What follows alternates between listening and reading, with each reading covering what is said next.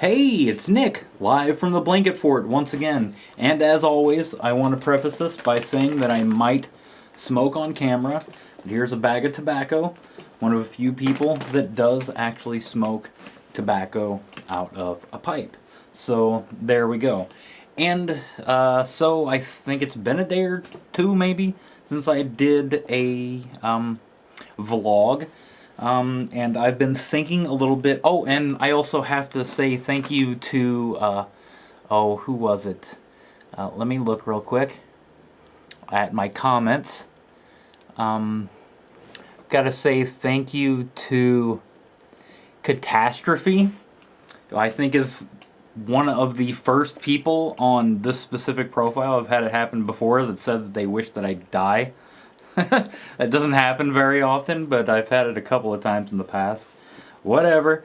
I've had a lot of views on my personal videos on other YouTube things that I've had, you know, like other YouTube names, and helping other people with their videos. I think I make a positive impact. So, you know, if anybody doesn't like my video, that's your prerogative. But, of course, wishing me dead, that's a little bit extreme. Here's a tobacco, of course.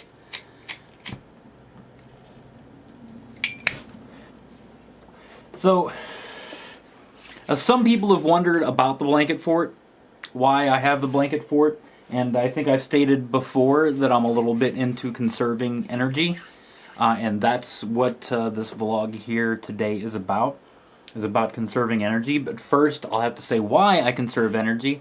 I do consider myself a little bit of a hippie, I guess, or something, but not on the extreme or anything like that.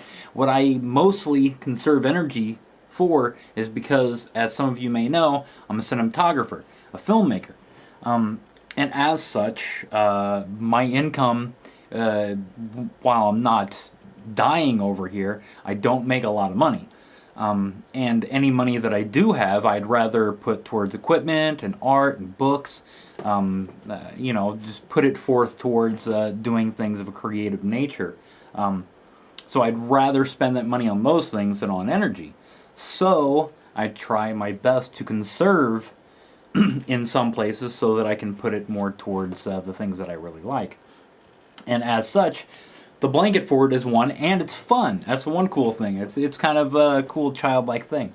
One of the reasons it began as a small experiment in conserving energy, and basically what I've done is encapsulate a very small area inside of a room in a blanket fort. And basically I have my computer in here, and I make sure that the power supply isn't, like I don't think I can, well, maybe I can bring it just a little bit into, I try to make sure that it isn't covered by anything, that way the heat can dissipate more easily. And I have a light in here, which actually the light that's on right now is a light from one of my soft boxes. It's a little bit higher wattage so that we can have some better light here. But this is the light that I usually use, and I actually have it inside of the blanket fort. It's actually a 4-watt LED light bulb, which had kind of a globe on top of it, which I removed, so that the globe is kind of to diffuse the light, but I don't actually care about diffusing it so much, so I removed it so that I can get more light out of it. So it's only 4 watts. But I have that inside of here, and in the rest of the house I actually have the heat turned down very low. And I gotta say, I don't expect anyone out there to actually do anything that I say. Anything that I talk about, you can take it for what you want and maybe think it's neat, or maybe even use it yourself. You may use one thing and not use another. I've watched a lot of different things. I've watched some pretty crazy things on energy conservation, and also on alternative building methods and things. And I haven't used them all, of course, but I found them interesting. So you can use anything you want to here. But I use the blanket fort, and I try to encapsulate some of the most common things that I use, which generate heat. And that way, during the winter, actually I had to put on this shirt, Phone Losers of America. You should go to phonelosers.org. I occasionally do a radio show on cactiradio.com. So check out the phone losers, guys. I had to put on a shirt real quick because it's actually warm enough here now that I don't have to do these things. But it's still getting kind of cold at night. But so basically, you saw me in previous videos. I had, you know, like a hood and a nice coat on and everything. I actually had coveralls on, and it helped keep me warm. And I actually kept the rest of the house at around anywhere from at the lowest that I ever kept it was 45 degrees. That might sound really low, but it's low enough so that the pipes don't freeze or anything. And it was just around the right temperature to where if I just wore some a little bit of clothing and encapsulated this area inside the blanket fort actually stayed anywhere from 60 to 70 degrees. And that in a little bit of clothes, and I was very comfortable. You know, encapsulating a small area, you know, with a chair and my computer and a light bulb and everything, and it worked out really well. One of the other things that I do besides that, and if this is the smallest piece I could grab, I didn't want to cut it up. This is styrofoam, it's like styrofoam insulation, and this is actually a piece that will more be used during the summer, actually. And what it had, let's see, which side is it? Yeah, it's this side. As you can see through some of it, maybe it's blue, but it's actually been painted white. And what I do is I use this during the summer on the side of the house where the sun shines the most, and it will, block some of the heat energy from coming in because of the white paint. It will reflect that light, and the insulation itself will actually stop any heat that is crawling through from getting into the house. So it helps keep the house just a little bit cooler. And of course, it's put up in a way that's easily taken down. That way I can open windows and everything, and you know, certainly on comfortable days. And things of that sort. And you know, even though I don't get some of the light from outside, I have you know, some. I think these cost like $3 or $4 each. Maybe I'll put a link to it, because some LED light bulbs are very expensive, and I found some really cheap ones. But I would suggest tearing off the fusion that's on the top. Let me smoke a little bit here.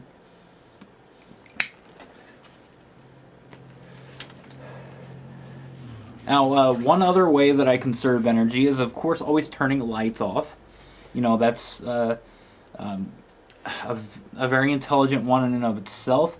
One thing I do, as I said, I'm a cinematographer, and as such, I have to have editing equipment and things, and I do have a dual Xeon system with a good amount of RAM, and you know, a RAID array, and all these things, so that I can actually, and the full Adobe suite.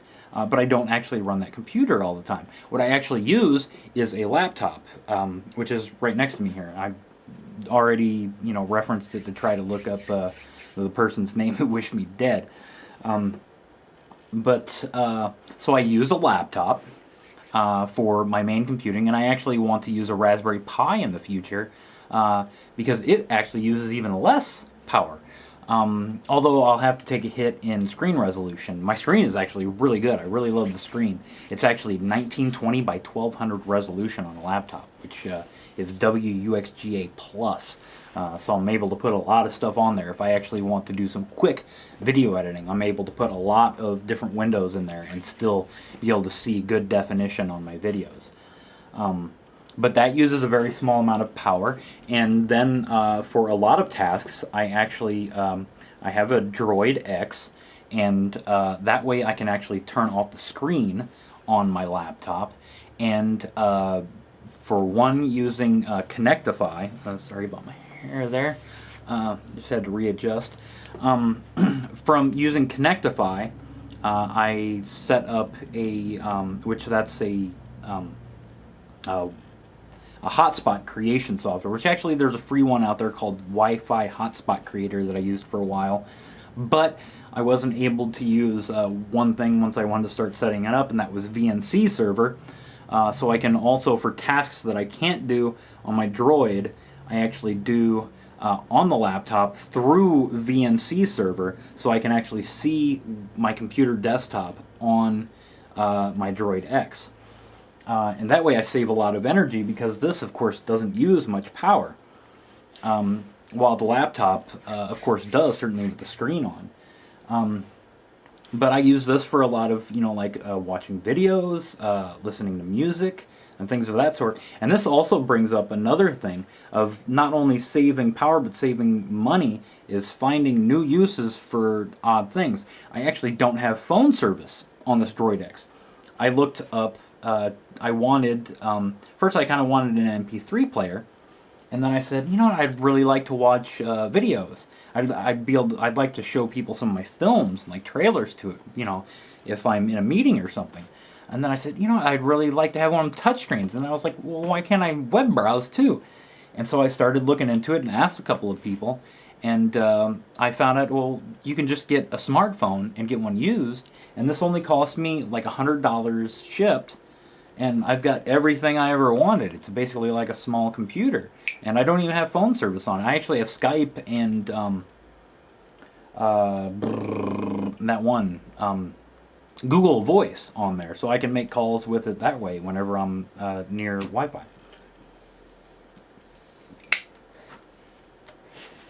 But it not only, it recycled an item that's already out there. I didn't pay a whole ton of money. It's got like 16 gig built in, plus it came with a 16 gig card. So it's like way cheaper than something. But anyway, enough with that. That helps save me energy, save me money, so I can use it elsewhere. One thing that I have done, and I'm actually looking to go further in the future, I actually have a gas water heater. And I actually turned it down all the way to what is called a vacation mode, which basically it only uses just enough gas to basically like keep the pilot light on. But what I found, and this definitely wouldn't be for somebody who has multiple people in their home, but I myself am single, so I don't need tons of hot water. I take showers. But I take very short showers. I make sure that I conserve that heat energy that's built up inside of that water heater. I'll actually turn the water on, lather myself up. I'll turn that water off after I've gotten myself wet. I'll lather myself up, turn it back on, rinse myself off. And, my hair, of course, like during the winter, I let it grow long just to help, keep myself warm. Actually, very soon you'll see me with a buzz cut, because that helps keep me cool in the summer. But during a shower, I might have to wash my hair a couple of times during the winter, of course, to keep it nice and clean. But by turning the water on and off, I'm actually able to conserve some of that heat. And generally, for just washing my hands and my face and things throughout the day, or splashing water on myself, I don't use hot water. And while this might sound a little bit extreme to some people, you get used to it pretty fast. You've gotten used to over the years always using that warm water, and after you've done it for a few weeks, you're just like, why did I ever use hot water constantly in the first place? It doesn't seem to make as much sense anymore. Of course, to do things like dishes, of course, if you can't put your hands in cold water for long periods of time, or else you're gonna cool your entire body down. So of course, for that you have to use warm water. But I also do things like I try to reclaim water. Like dishwater, there's nothing wrong with using that to, like, say, flush a toilet or something, or to water your garden with, of course, unless, of course, you're putting things like bleaches and things like that in it. You do have to be careful of what products you buy if you're going to reuse water. And that, I guess that comes to other things that aren't quite in the same realm, but I do try to make sure that I recycle everything in my own yard. I have my own garden and I have my own compost pile, and instead of sending things to the dump, I actually recycle them in my compost pile. That way, energy isn't wasted there, and that's more of an overall society energy reclamation issue. So it's not an at-home issue. But as for cooking is a big thing, and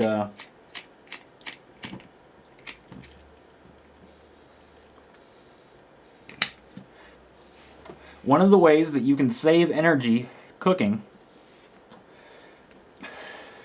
one thing, you can use a microwave to, say, preheat things. Microwaves are very energy efficient at some tasks. And one of the places that I found that they're very good at preheating something is potatoes, so that you can like use them really quick to preheat a potato and then finish off, like say frying a potato. But there's other items that that can fall under as well. But for the majority of otherwise cooking things, pressure cookers are actually very energy efficient. They use both heat and the pressure that's made inside of them to further help cook things.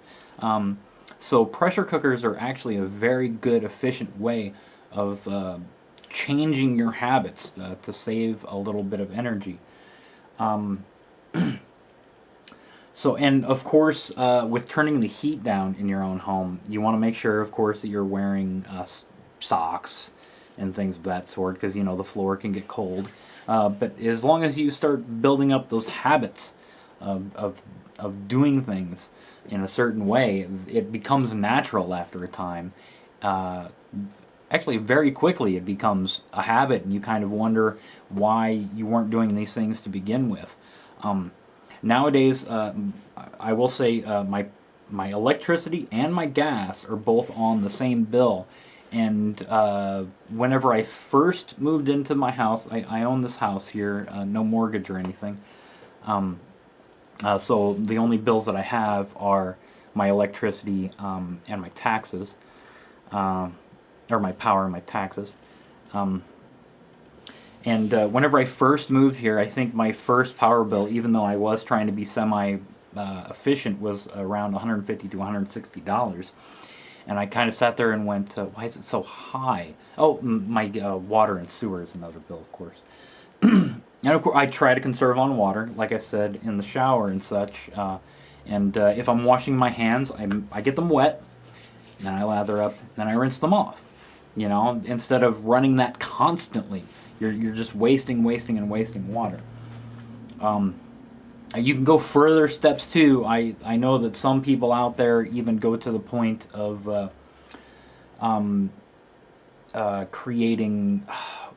I can't remember what it's called, but it's basically where you have a dry toilet. I have not done this, but it's where you use leaves or shredded paper in a bucket. So you can look that kind of stuff up, and it is a possibility. And from what I've read, it's perfectly safe to use. You wouldn't want to end up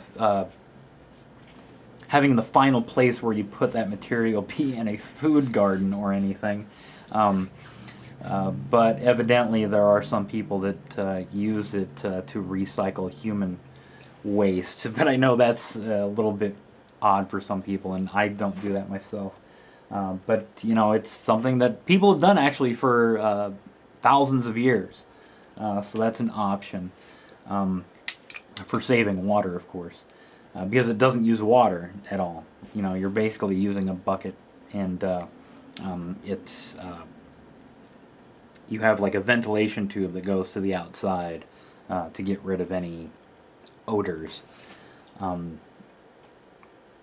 there's certain scientific facts behind it and how it breaks down the material, and it actually becomes safe after a time and things. So let's see, insulation on your windows, of course. Because windows are a big place where there's always leaks. Of course, you can also just look around your house for leaks on the outside and the inside, and make sure that you seal them with caulk.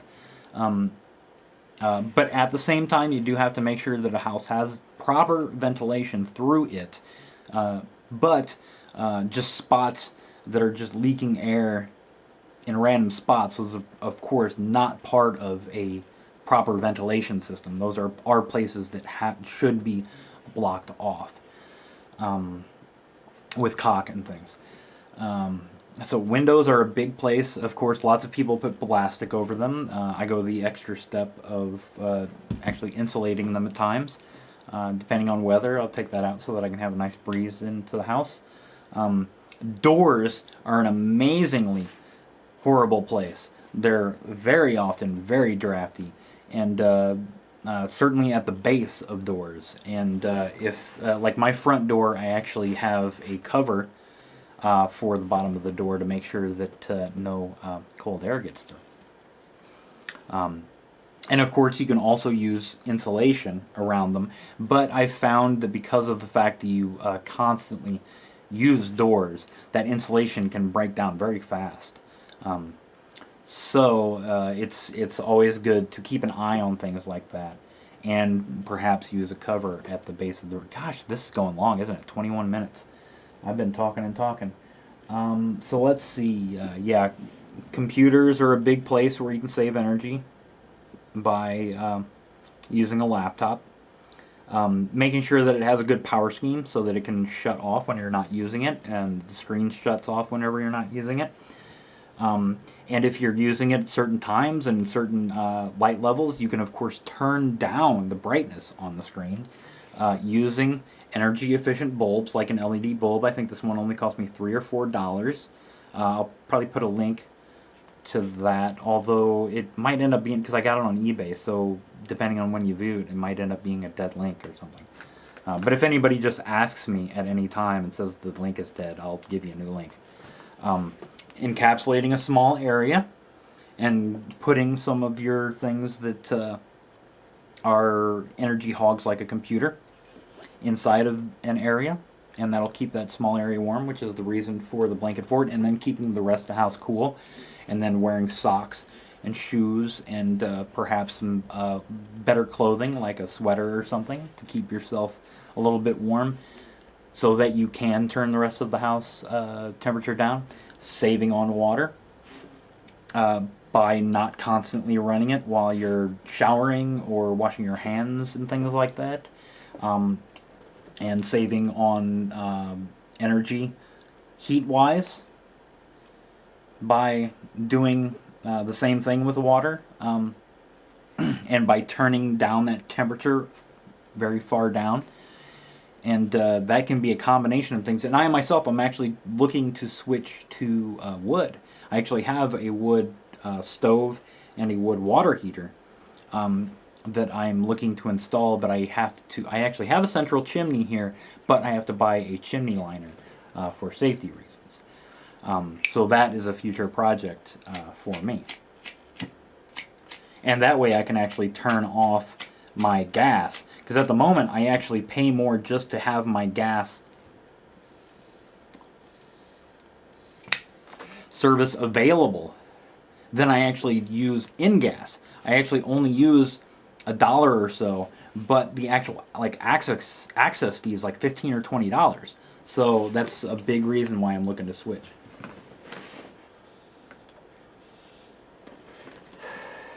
Of course, low power computing, switching from even a laptop to something like a Raspberry Pi, and then you can have a very, very, very small solar system for actually storing energy and running that system, and then you can actually unplug that from the grid and save yourself money. Always turning off lights. Make sure that you don't have tons of items around the house that are constantly plugged in, like your large I actually don't own a television set. I have one in the basement somewhere, but it's just down there. But televisions and things of this sort, they actually constantly stay slightly powered on, so they're always pulling juice. So a good thing to do is just to have a power strip and boom, turn that thing off whenever you're not using those things, because they're sucking up power. Because one of the things is people like to have televisions that turn on really quick. So a lot of the power parts inside of those systems are actually constantly powered on so that it can quickly turn on the set. And even things like laptops and things, when you're not using them, they are pulling a little bit of juice.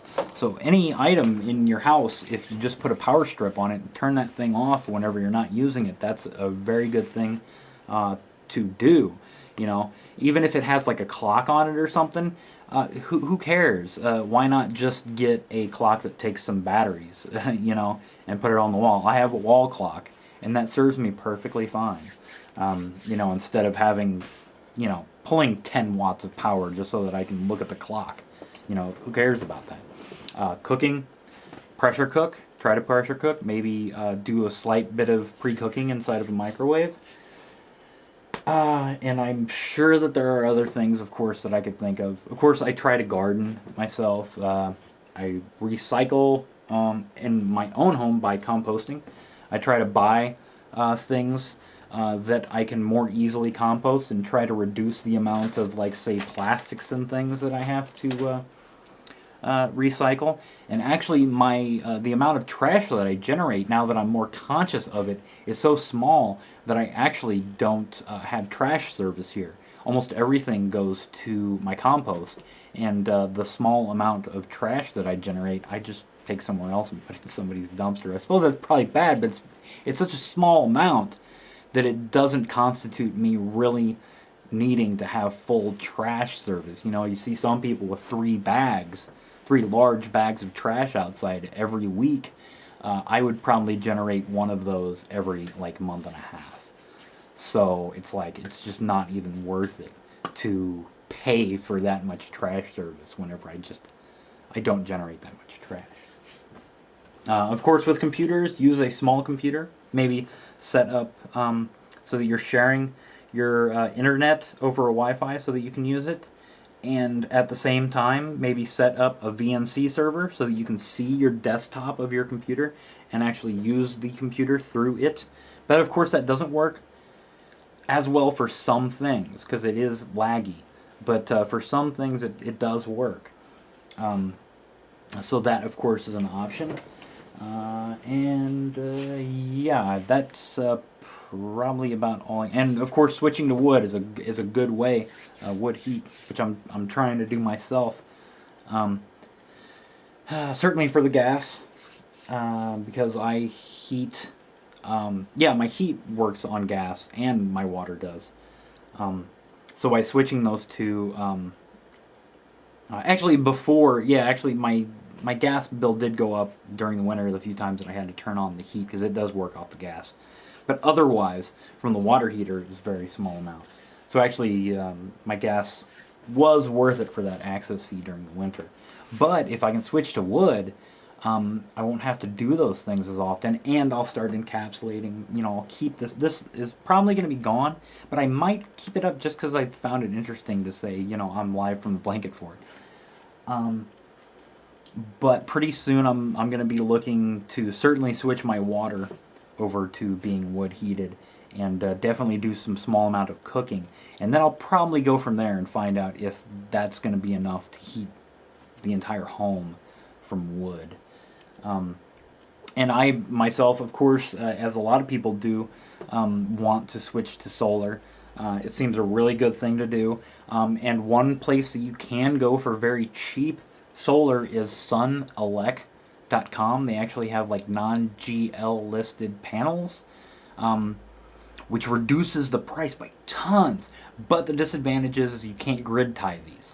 You know, you can't call up like a regular installer and then have them grid tie it and have that approved by your power company, because those things do have to be like GL listed or whatever that thing is. But if you're wanting to do some off-grid stuff, the panels are super cheap. I think certainly for their laminates, I think they're like around 50 to 60 cents a watt. But you have to buy like 10 panels or something like that, so it ends up being like, I don't know.